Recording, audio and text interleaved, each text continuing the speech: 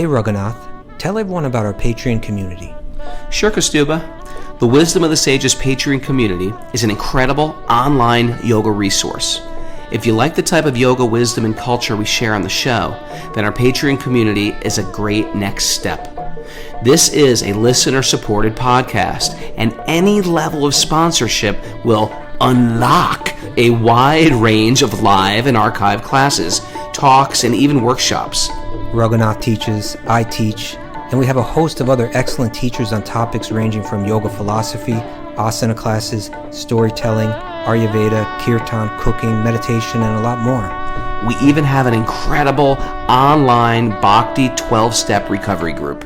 So if you want to check it out, go to patreon.com/wisdom of the sages. All right, let's get it on. Om Namo Bhagavate Vasudevaya. Om Namo Bhagavate Vasudevaya. Om Namo Bhagavate Vasudevaya.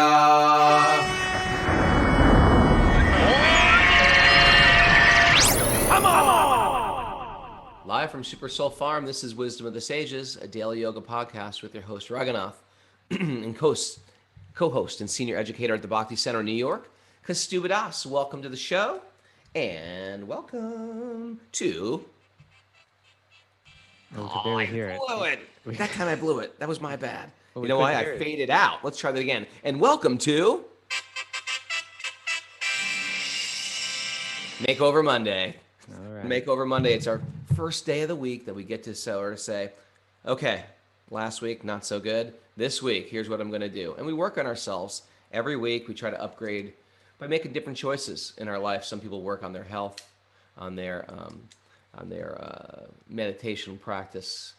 They want to add behavior, their rage issues, habits, their bad habits. They're criticizing other people or finding faults with other people on a regular basis. Are you trying to imply something? No, I'm not saying anything about anybody. Okay.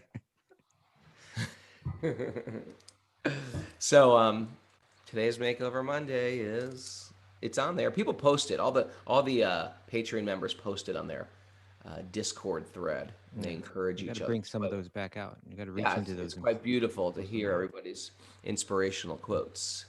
All right. Yeah. How are you? How was a good weekend? Yeah, good weekend. Definitely. I mean, we see each other every day practically. You know what yesterday was?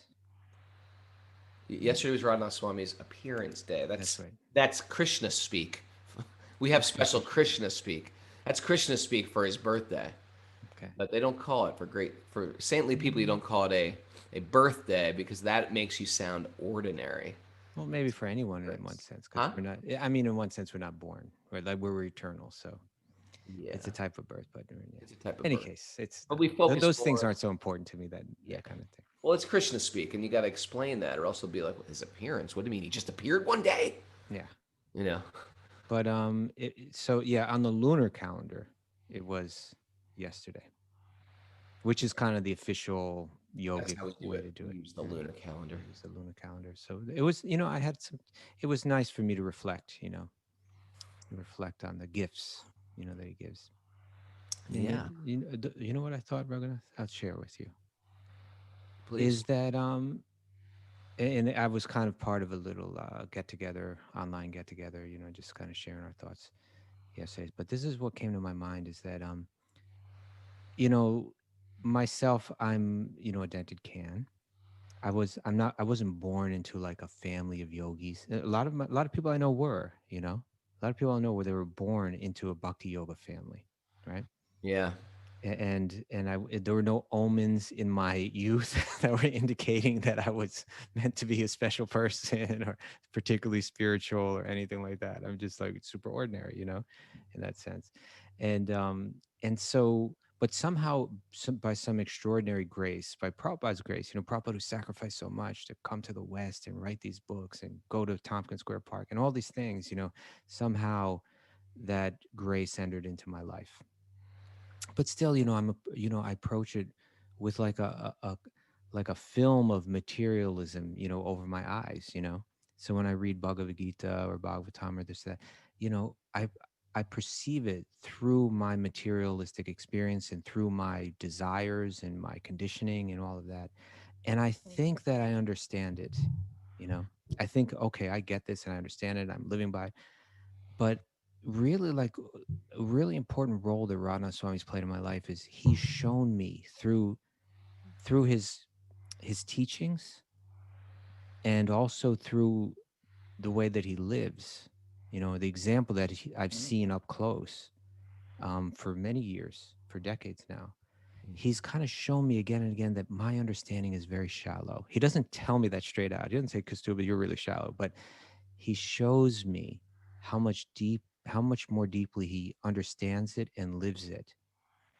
And I think without that, I would remain. It's like my only hope is to see someone live it and see someone demonstrate it and constantly speak from it to kind of point out what's essential, what's essential, what's essential. Otherwise, I'm kind of, it seems like it would take many, many, many, many lifetimes to go deeper, you know. And so he's really played that role in my life where he's always showing me the deeper essence and what it really, in a sense, this right here, what it really means to be a Vaishnava, right? The what it really means to be a true devotee of God or instrument of God, that the tolerance that it takes, the humility that it takes, the kindness that it takes, you know, the purity that it takes, the determination that it takes. I've seen him live that out. And when I hear his words, I feel that they're coming from they have power and influence in my life because they're coming from a level of realization and not just theory. And that's just been that example in my life has been, you know, a total game changer and something that I'm, you know, that not only am I grateful for right now, but I feel like, you know, in the history of my existence, something that I will always be grateful for. Yeah, something about a living example. Like, okay, that's the direction I'm supposed to be heading in. Matter of fact, they say that even one moment seeing a great soul, that can almost like radically change your life because you realize, oh, that's what it's supposed to look like. Yeah. Oh, I get it now. I was running fast in the wrong direction. Or And that's even sort if I of was like kind of a little bit going in the right direction, but I thought I understood everything. right, Right. And right. then, There's something incredibly. If I can just share, you know, yeah, Radhanath please, Swami, please. if it wasn't for him, it's one of those things like, where would I be? What would I be? What would I be right now? And I always feel a constant like a closeness with him, but I definitely miss our time together that we generally have. We have like a little bit more than a month with him in January. Yeah. And but that in that month, it's like sort of like it buoys me for the entire year. But I feel like, in that month, like we get that very strong association and those lessons of how to live and how to. Truthfully, it's not just how to live, how to think, how to speak. I feel like all those things he's sort of given me as a gift. And if there's any nice quality you guys like about me, I actually stole it from him. Took it right from him. All the bad qualities, those are fully mine. You can blame me for those. But any good quality, I really just learned from hanging out with Radhanath Swami. He has such an incredible soul. And to find great souls in your life, keep their company. Keep their company, and that's how we change. And there's a lot of great, souls out there. But anyway, I just want to say Radhanath Swami's appearance day yesterday, I feel so blessed to have him in my life. I feel like he's my own private little Jesus. Yeah. Your What do own you private? think? My own private little Jesus, yeah. Okay. So you know what we begin today? Srimad-Bhagavatam? What? No, we started that Oh, I'll nearly tell a you year ago. what, it's an eclipse. That's what it is. Today's not. Today's not the eclipse, is it? Really? I My think it's in a few astrologer days. texted me from, Today's the Amavasya, I think, or was it yesterday? I think yesterday was Amavasya. The new moon. The new- But yeah, and the eclipse is coming. I think that's on the equinox, isn't it? I just got a text message from my astrologer. Be careful today. It's an eclipse. Is it? In America, we think, oh, it's an eclipse. Beautiful. Let's lay under the stars and watch it. And It's in a India? meteor shower. How beautiful. Wrong. It's a meteor shower. How beautiful. You ever do like people are always like, it's a meteor shower, let's stay up all night and watch it all night. It's like the yogis or the astrologers, they're all like, that's the worst thing you could do. Take a bath, get in the Ganges, do anything, get in the shower, Hide. lock yourself in the closet and start chanting. These are like very, very inauspicious things. They may appear beautiful. Well, I mean, since you went into astrology, what's going to happen on the 21st is that Saturn and Jupiter will kind of become closer than they've been in 400 years. Saturn and Jupiter. Okay. And it's not a good thing. Oh, no. It's really bad. Good, because things have been going too good already. Oh yeah, they have been. We need some more omens, inauspicious. All right, we got to get an astrologer for Welk on Wednesday. What do you say? Oh well, but no, we have someone else though, or at least I haven't spoken to that person. But you and I agreed that we're going to approach someone else, at least for this one. Okay. Yeah, but no, what? But you know what? When's that? Okay. When is that? Christmas Eve? That's when the It's the 21st or the 19th or something like that. It's right around the corner. Expect trouble. Okay. Good morning. But you know what? It doesn't matter. Okay, there's a riot going on. But it doesn't matter because we have the Bhagavatam, and the Bhagavatam helps us the Bhagavatam is going to tell us that's the nature of the material world. It's going to have its ups, it's going to have its downs. We know that, but we are anchored and we are rooted in the deep spiritual wisdom of the Bhagavatam that helps us cross over it all. Correct, Raghunath? Okay, control. I'm only yourself answering here. with sound effects today. Control yourself. So, but what we're starting today is the Chatushloki of the Bhagavatam, the four nutshell verses. Yeah. The condensed. It's really true. Exactly what you said. On the Bhagavat path, there is no bad karma. There is no inauspicious. There is no malefic moon, malefic planet. It's all a blessing. And we're training our vision. We're training our goggles, so to speak, to see that Krishna's got a hand in once we've all approached Krishna. Obviously, we're here at 5 a.m. Jen from Colorado, she's here God knows when. Just to hear the Bhagavatam, that means your life is personally directed by Krishna. Anything you got going somehow is for your It may be scary to some people. And yeah, it could be scary, but what? Scary's going to happen anyway. Okay. But now we're just changing the goggles of how we're going to view scary. All right. Let's get into it. Let's get into the Chatur Shloki. All right. Which starts on what number are we on? Yeah. Starts on number 33, but I want to hear your new and improved Sanskrit pronunciation.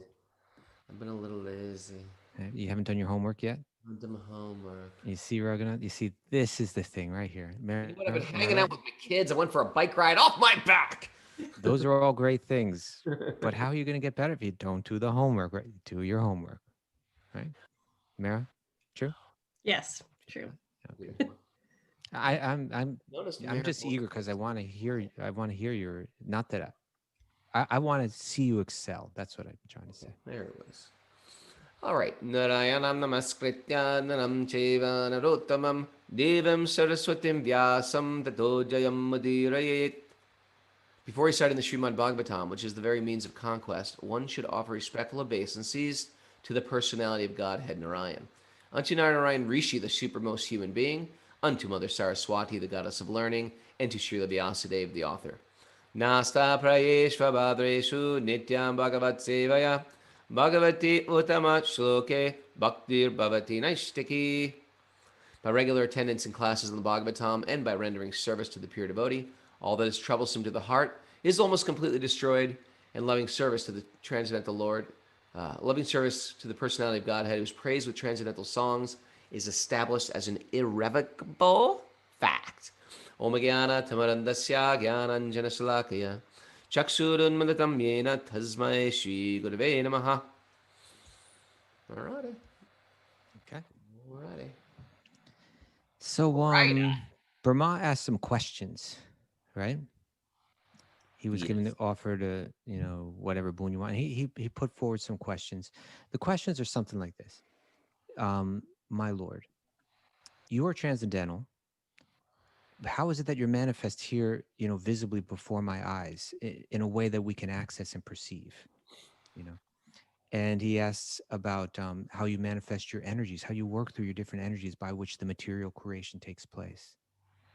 And then he asks, how can I be an instrument for your will? And he prays that while acting as an instrument for your will in this material world, I pray that that I can avoid becoming influenced by the illusory power of pride. Right. So today's verse, we'll read text 33, and it's a real long commentary, but we could read, maybe dip into it a little bit. But this is going to answer that first question about, you're transcendental. This is a material world. How do you manifest here? How do we understand all this? How help us make sense of it. So this is text, Canto 2, Chapter 9, text 33. Brahma, it is I, the personality of Godhead, who was existing before the creation, when there was nothing but myself, nor was there the material nature, the cause of creation. That which you see now is also I, the personality of Godhead.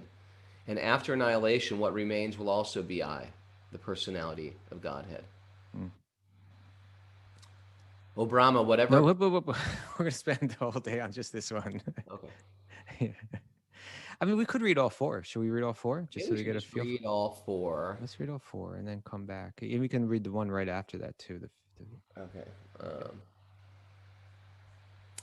O Brahma, whatever appears to be of any value, if it is without relationship to me, has no reality. Know it as my illusory energy, that reflection which appears to be in darkness. That's a great one. That's for tomorrow. O Brahma, please know that the universal elements enter into the cosmos and at the same time do not enter into the cosmos. What? I myself also exist within everything created, and at the same time I am outside of everything.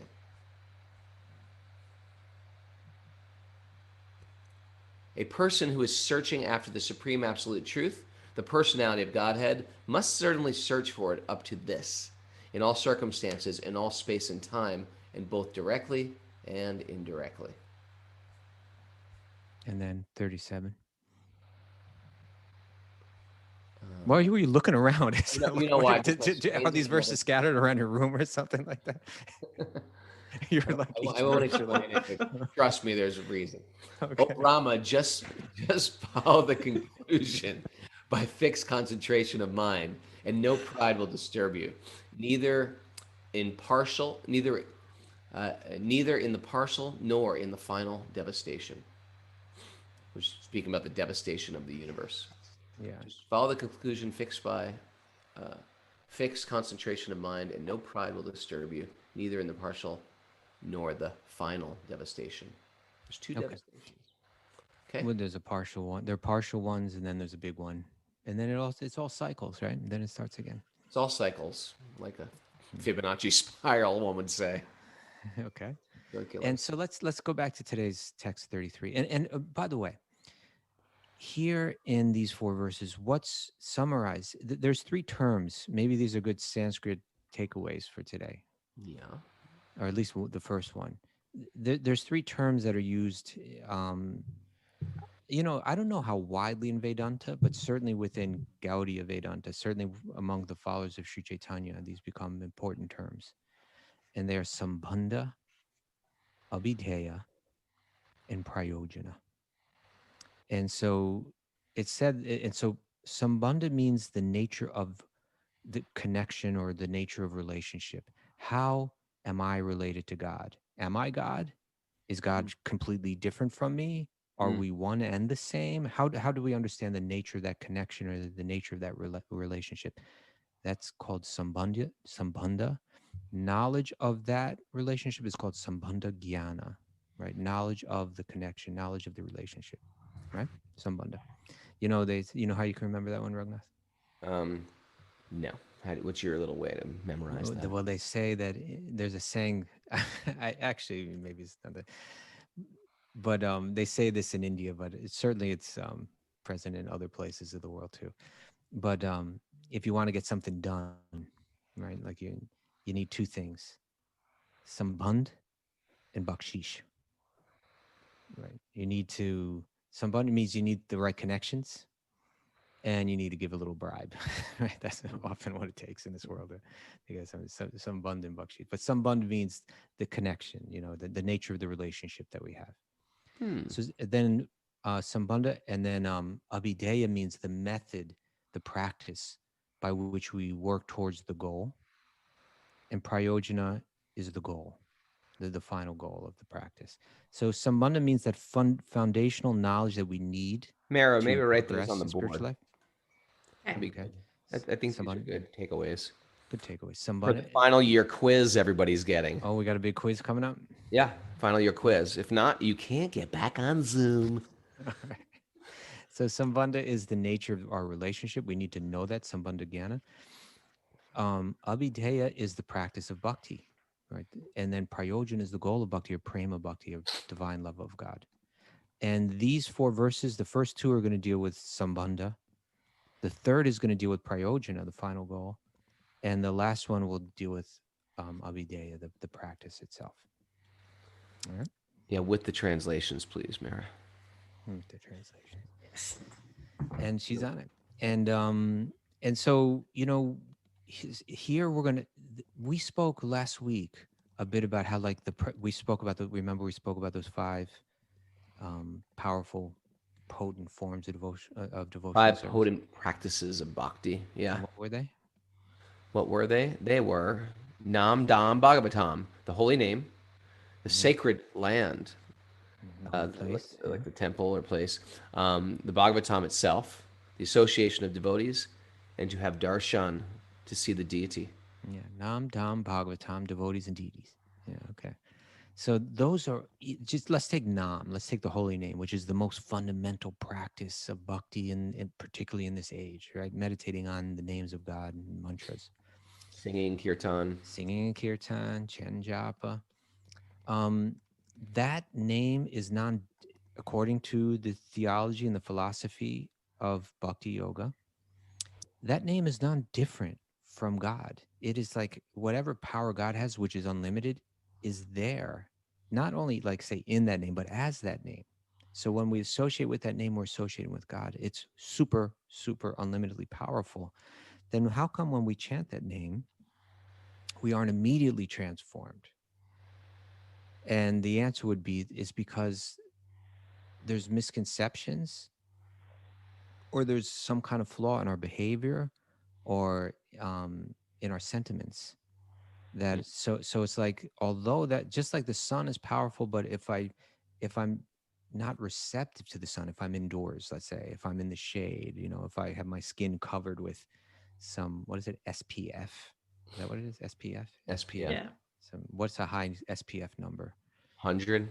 Okay, so I got like a 100 SPF slime all over my body. Then that the power of the sun isn't going to have the same effect. Even though the sun is super powerful, I'm not receptive to it. Similarly, that holy name is like the sun is super powerful. But if for instance, if I have a misconception, then I won't be receiving the full benefit of that. And here's the first conception we need to understand. Who am I? What's the nature of my identity? Who am I? Am I God? If I think that, then developing love for God will be hindered, right? It will, if I think that I am God. And so this verse is there to help begin, this and the next verse, really to help begin to clarify that, or to summarize that in a kind of like in a sutra-like form. And it's interesting because when we read Eastern philosophy, there's a lot of, I don't know if equating is the right word, but identifying the self with God, like the oneness of the self with God is emphasized quite a bit, particularly if you read Upanishads and so on. Sure. Now, when you get to the Abrahamic religions, Abrahamic traditions. Abrahamic traditions, You sound very familiar with that term, like you picked it up on Ancient Aliens or something like that. Ancient aliens, come on. Or something like that. Got Some of nothing these to do with documentaries you remember, you just said Abrahamic, the Abrahamic religions. I might look like the guy from Ancient Aliens. Okay. So in the Abrahamic religions, it emphasizes the other side, the difference between the self and God. Right. Well, they juxtapose the soul, who's sinful, who's broken, who's dented, and this all-powerful God. And generally, the all-powerful God is pissed off. He's pissed off at you, for being dented. Why are you so dented? Right. And you hear that a lot. And the sad thing is, we've been hurt by that. A lot of times, that's why a lot of us, first generation bhaktas, meaning our parents weren't into this.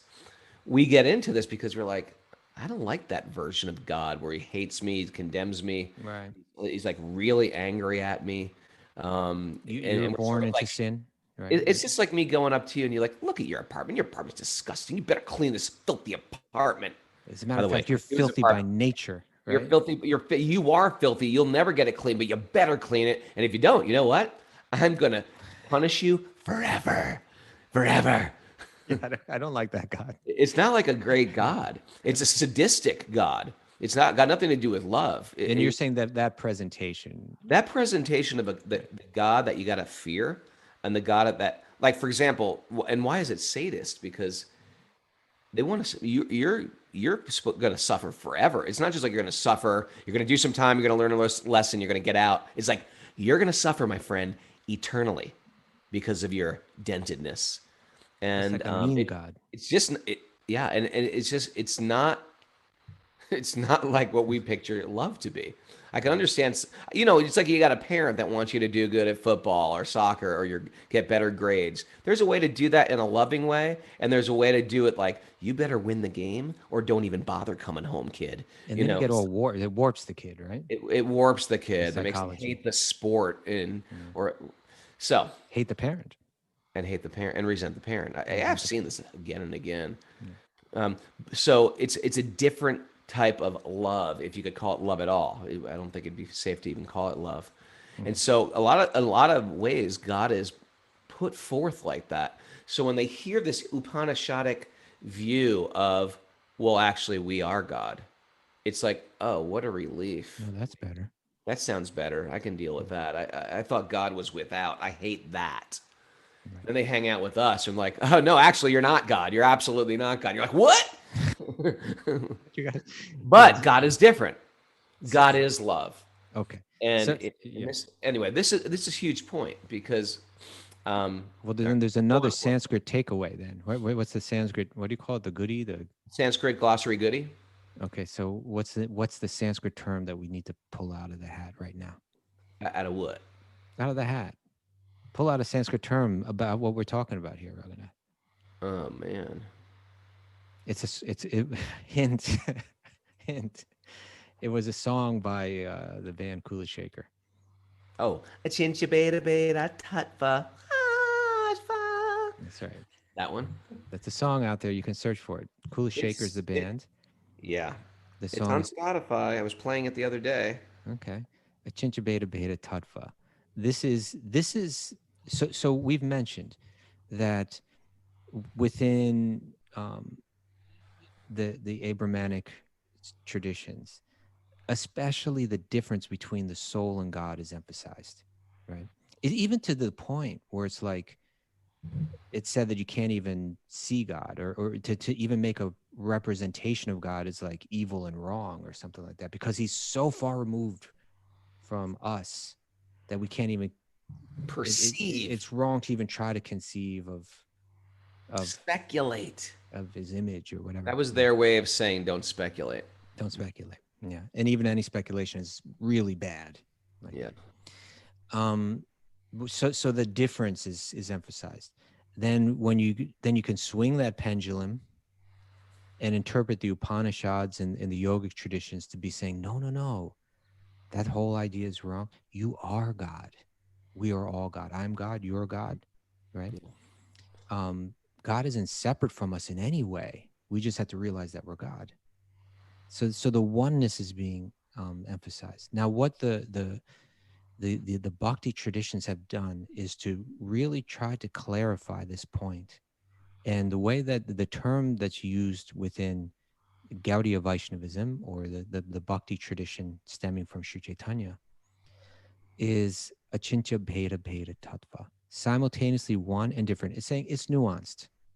Okay. It's a nuanced conversation. We are one with God in the sense that we are the energy of God, the way that the sunlight is one with the sun because it possesses the qualities of the sun. The sun is hot, the sun is bright.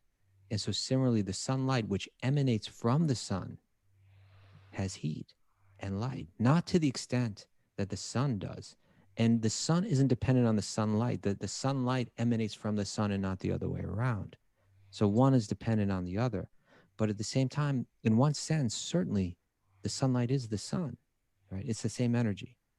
At the same time, it's different than the sun. It's one and different. It's truthfully, it's the keystone that ties these both different sides together. We are one and we are different. It's just so perfect. Now they both make sense. Yeah. And someone brings up the the natural argument. Well, then why do bad things happen to me? If we are God, if we are connected, why is there like this bad karma in the world? Why do I have to go through this various types of hell?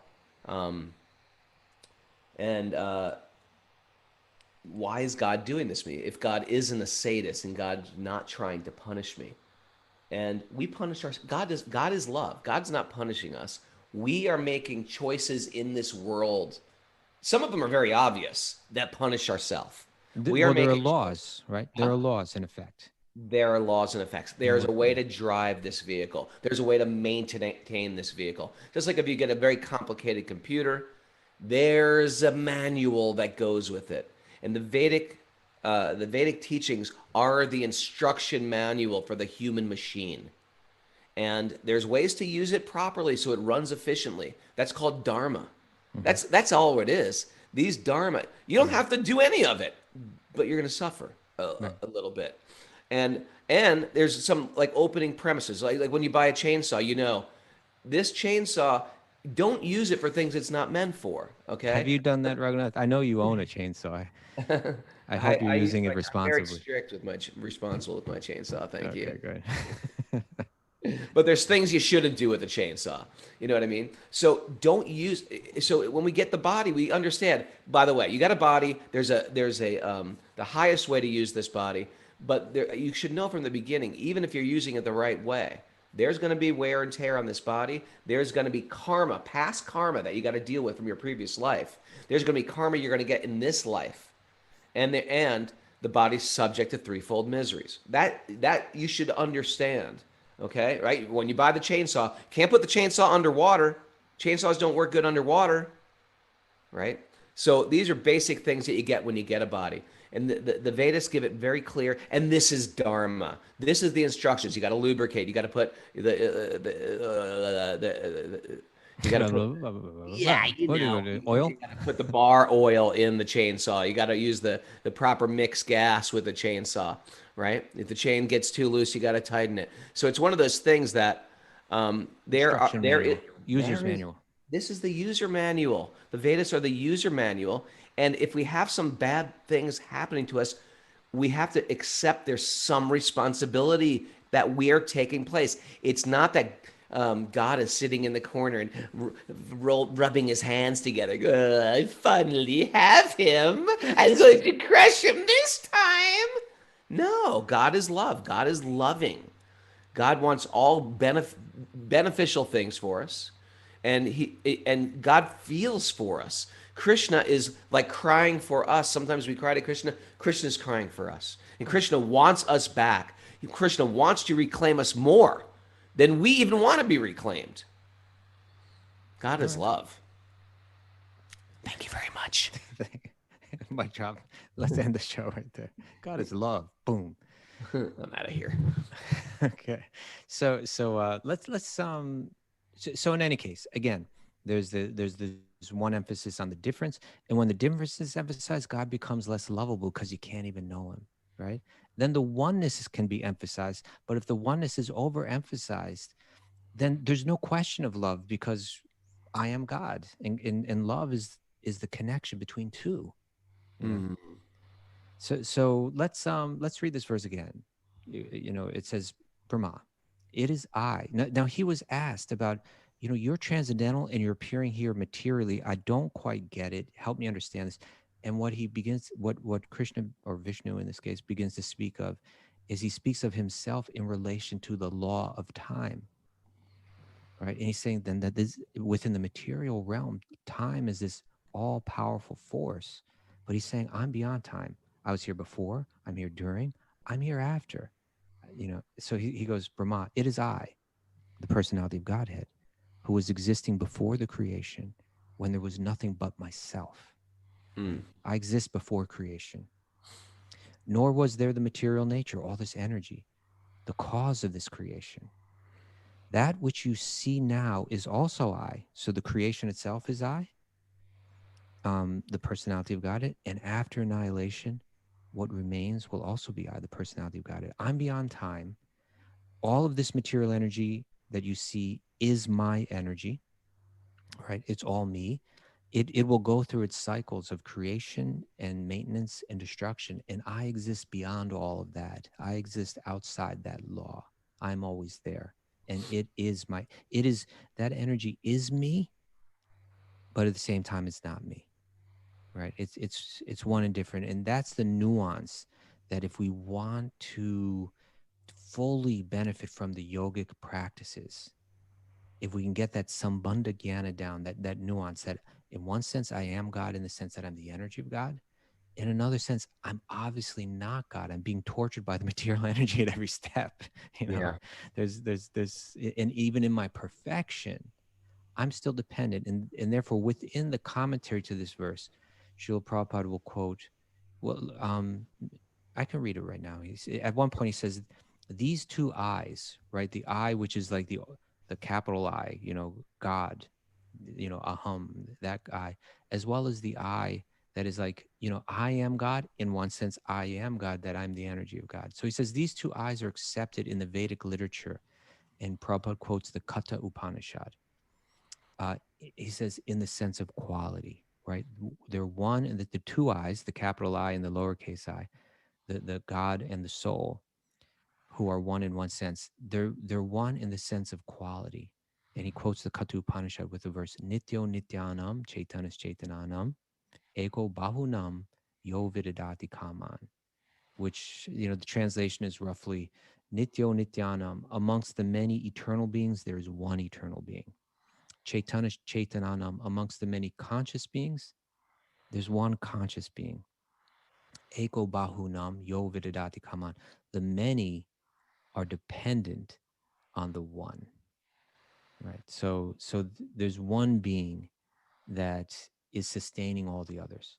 So Prabhupada writes, the creator I and the created I are both accepted in the Vedas as qualitatively one, because both of them are nityas, they're eternals, and they are chaitanas, they are conscious. But the singular I is the creator I, and the created eyes are the plural number because there are many eyes like Brahma and those generated by Brahma. It is the simple truth. Prabhupada puts, it is the simple truth, right? He'll go on to say, for realization of oneself in spiritual psychology, it may be convenient to assume oneself to be the same principle as the absolute truth, I am God. But there is also the difference of the predominated and the predominator, as clearly pointed out here in this verse. And then he goes later in the commentary, he'll say, Brahma is factually seeing face to face his predominator Lord, his source, right? He was in the dark earlier. Now he's seeing his source, who exists in his transcendental eternal form, even after the annihilation of the material creation. Now, Brahma's body it was created at one point. It exists for a certain amount of time. And then eventually Brahma's body all the ingredients of it will separate and mix in with the totality of all the other ingredients and take on another form. Vishnu's form won't do that. He'll say, even after the destruction, I'm still here. So the form of the Lord as seen by Brahma existed before the creation of Brahma, and the material manifestation with all its ingredients and agents of material creation are also energetic expansions of the Lord. And after the exhibition of the Lord's energy comes to a close, what remains is the same personality of Godhead.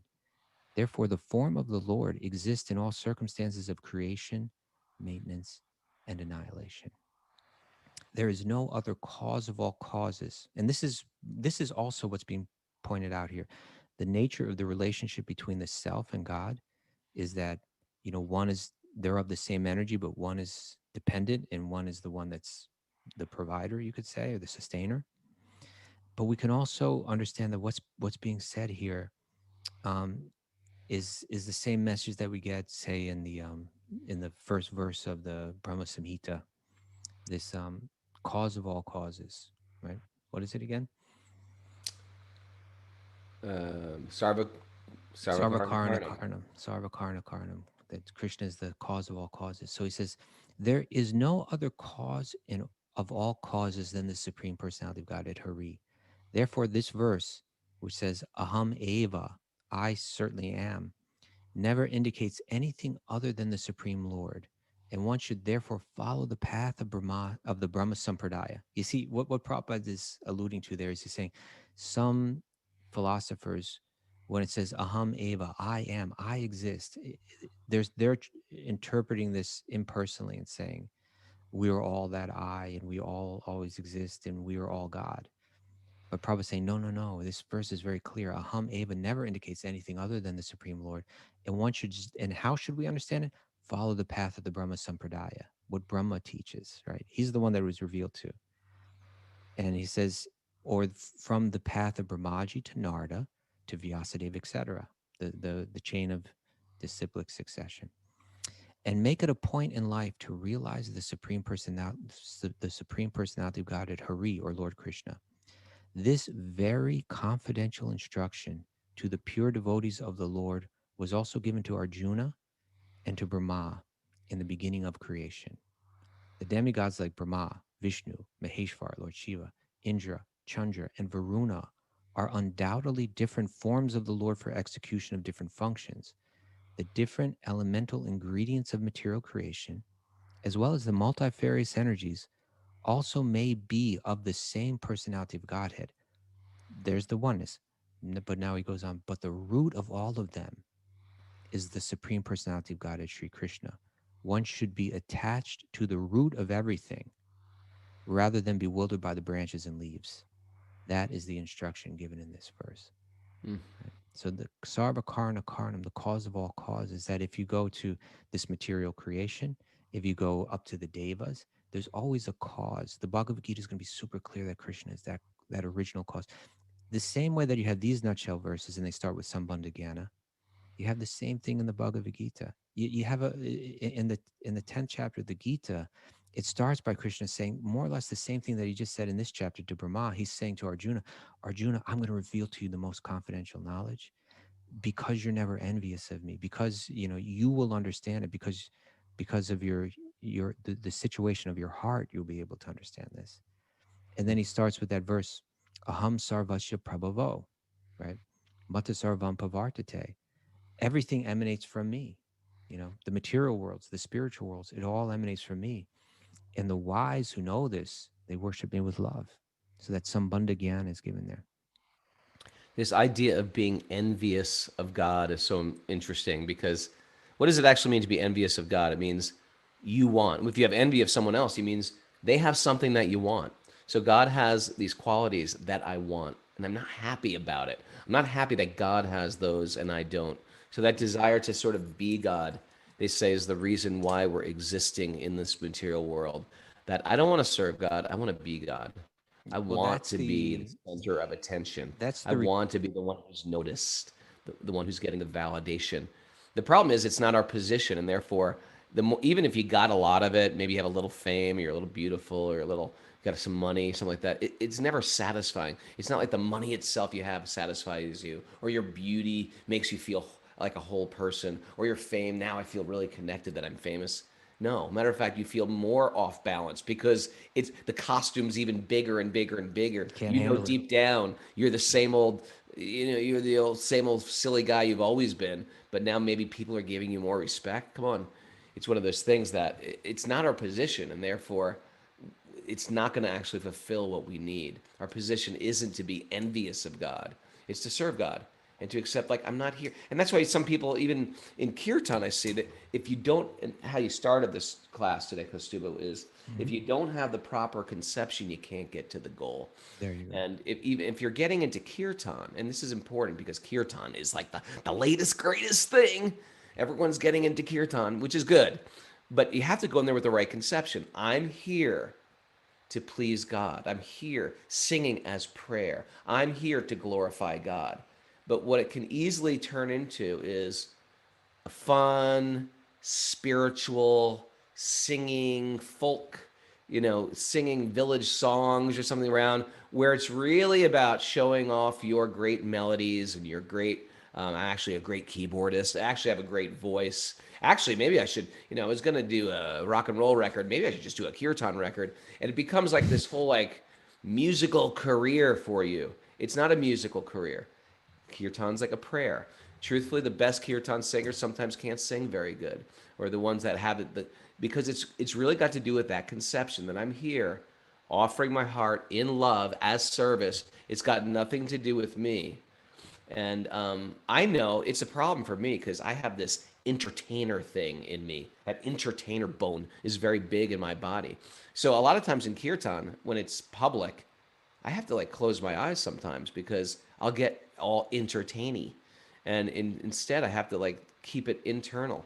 So that proper conception, notice it in the yoga community and be wary of it. And every chance you get, tell people there is a conception of kirtan, that we're not singing to become God. That's different, or even to find peace. Yeah. We're singing to call out in prayer, in appreciation for a divine person. And some people, even popular kirtan people, they can't get through that through their head yet. Right. Yeah. It's interesting because if you take let's go to the Abrahamic traditions, like say gospel music. That's about 4 times you use that word. Well, I'm I, keeping you count here. appreciated it so much. I'm throwing it out there, but there you're never going to have that mistake, right? There's no gospel singer out there thinking I'm going to sing this song glorifying Jesus or glorifying God as a means to realize that I'm God. None of them are going to make that mistake, right? Because their tradition just is so far going in the other direction. Sure. So when you get over to the Eastern traditions, someone might have that kind of misconception going into kirtan, but no, Sure. that nuance, Achintya-bhedabheda-tattva, And one, that's why but also different. I think it's important to really spread that message around. Achintya-bhedabheda-tattva. If you could put that on the board in the definition Mara too, that would be great for the Zoom people. That we're simultaneously one and different. And truthfully, everybody in the yoga community needs to understand that understanding, or else they're going to teach yoga wrong. Also, you're going to teach yoga wrong, and you're going to teach kirtan wrong. So and how, the part of the proof, like, is because none of us can claim we're the cause of all causes, right? We all have our cause, right? And you go back, even in terms of birth, we have a parent, and that parent had a parent, and that parent had a parent, and you go back. This is saying that the original, what is Brahma? Sometimes he's called like the grandfather, right? He's called Mahapita. Mahapita, like the great grandfather, the great great great great great grandfather, right? So like he's the father of everyone because he was that progenitor from which, if you followed all the causes back, all the births back, you'd get to Brahma. And then where did Brahma come from? He came from Lord Vishnu. And where does Lord Vishnu come from?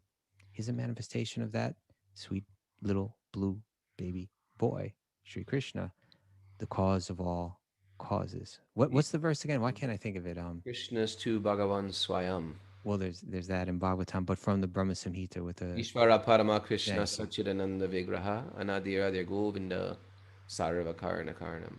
Ishvara Parama. Ishvara means controller. There's so many controllers, but Ishvara Parama means the highest controller, right? The controller of all the controllers. Yeah. Ishvara Parama Krishna, Satchit Ananda Vigraha. His form is eternal, full of knowledge and full of bliss. Anadir, Adir, Govinda, Krishna, he has no beginning or end. And Sarva Karna Karnam, he's the cause of all causes. Everything. Now someone might say, well, who caused him? Yeah, Kaustubha. Who caused him? But We finally stumped you. well, That's because we feel like there should always be an answer to our question, but with Krishna you can't, because he's the origin of all causes. that's right. Well, that's right. In other words, He's in a asking that unique question, like position. asking the question, who created God? Like God is the creator. Okay, who created God? That becomes a question. But the idea is like ontologically, that question is like flawed. It's like, and I got that. You know who I got this from? Chaitanya Charan. He's great. Check out Chaitanya, the spiritual scientist, Chaitanya Let's bring Charan. him on. Oh man, we got to bring him on. He's incredible character, right? He's this Indian brahmachari. He has polio, right? Yeah, I think So he has a hard time walking around and getting around, but he's like the depth of his My wife clarity. loves him. Yeah. That always, I always found that interesting. I wouldn't have put the two together, but it's amazing how your wife really plugs into his, because he's got the mind of an engineer fully applied to the teachings of bhakti. And so he comes up, he explains things in really, he can take a complicated thing and explain it in a very clear way. And with this question, he said, it's like someone saying, draw me a square circle. It's like, it's not like you stumped oh, you can't do it, I stumped you. It's like, no, there's, because the definition of us, by definition, the two are very different. Right. As a square is one thing and a circle is another thing. It doesn't reveal anything about the person not being able to draw it. It reveals the ignorance of the questioner to think that you can draw a square circle. So similarly, when someone says, who created God, it's revealing a lack of understanding from the questioner, because you're trying to place God within his own laws. He creates the law of time, wherein there's creation, maintenance, and destruction, but he exists beyond time. He exists beyond creation, maintenance, and destruction. So it just kind of reveals a lack of understanding of the realm from which he's working, that he's not created. He creates a realm in which there is creation, maintenance, and destruction, and he exists beyond that. I'm calling him up today. Get him on the phone, right? What a wonderful character he is. And Wonderful I tell you, guy. he's got He's part of my January check-in with sadhus month, which I'm not having this year. Oh, do you What do is that? that gonna I mean didn't. for I didn't know. me? Hold it. What is this January check-in with sadhus month? Well, we go to the eco village every year, and I just Do hang out with check-ins? sadhus. I check in with them. Like formally, like you kind of put it in some kind of journal, like, okay, you have a checklist or something like I that? mean, Or I do my rounds. I sit and I break bread with them and talk to them and tell get me their these sadhus. Who association. are the names of these sadhus? Tell me. Radhanath Swami, Okay, 1, Chaitanya Charan, 2, Gauranga Prabhu. 3. Who else we got there? All those brahmacharis Those are there. the monks. You check in with the monks. I check in with hanging with them. I hang with the monks, man. Radhakun Prabhu, all these guys. They're all my guys. All right. They're all my guys. What I see is I see their standards, and I just want to go higher. I say, oh, I'm so low. I got to bring it higher. I got to bring it to the next level. They're lifting me out of my muck. I'm caught in the quicksand. Help! That's what I do in January. And I don't know what that means for me for the rest of the year now. Well, there are other ways. That's what this Zoom is all about. You can check in with him. By the way, we're still going to Colombia. All systems go for Colombia. Okay. Here's what the deal. We're booking this thing, and we're going to go. And until they say we can't go, we're not going.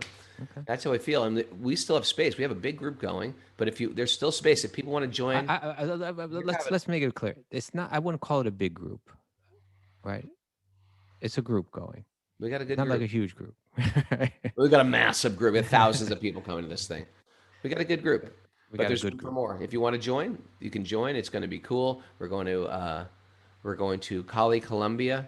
You can check for flights and stuff like that. And there's I think you got to take a COVID test, something like that. Let's figure all that out. But let's be clear that we're going to carefully follow protocols. We're going to carefully follow protocols. Yeah, we'll carefully follow protocols. Yes. But even without following protocols, you could get Chaitanya Charan on Zoom and you can ask him all kind of questions. And he's like so prolific. He's written tons of books, and every day he kind of like does some kind of.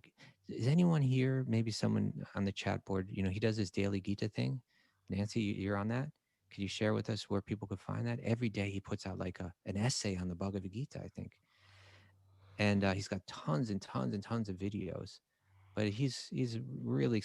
Let's get him on the show. I'll just get him on the show today. I'll call him. He'll do it. Okay. He's cool. Yeah. All right. Is that it? Are we done? That's 6 o'clock. 6 o'clock. I'm not even. The first verse. That was just just skimming the surface of the first verse of the Chatushloki. Tomorrow's verse is really exciting. It's very, that was very sambandha exciting. jnana, Achintya-bhedabheda-tattva, prayojana. Thanks everybody for joining us late. And if you want to join us in Cali, Columbia, you can. Go to my website, Raghunath. What's my website? Raghunath.yoga. Oh, hey, our website goes up today. Oh, and our Wisdom of the Sages website goes up. Do you have that Cali, Columbia link on there? I don't think so. Not yet. No. Okay. All right. Then go to my website, Raghunath.yoga, and go to retreats. Check it out, and you can register or look for more info there. Another thing is that our survey is out there. Please take the survey. I'll try to put that on the website, but you can find it where, Mara? Where will people find it? Podcast notes or the YouTube description. And also on Instagram and Facebook that can be found. Please fill out the survey. It would mean a lot to us. It'll help us serve you better. So if you didn't take the survey, take the survey. And thanks to everybody for joining us. What's happening today, Mara, for our Patreon members? Claire Weatherly's teaching an asana class at 10 a.m. and there's a Bhakti recovery group meeting at 1 o'clock today. Thank you. And I'm teaching at 6:30 this morning. I'm teaching in 25 minutes at supersoulyoga.com. You can sign up there. It's a 1-hour class, 15 minutes of Gita and chanting, and then we go through a strong vinyas flow. You're all welcome. You're never going to get a more lucid yoga teacher than this guy. How many days are you in? Days? How many days are you into the fast? This is my 14th day, 2 weeks. Right. Doing good, feeling strong because I'm drinking carrot juice and celery juice and loving it.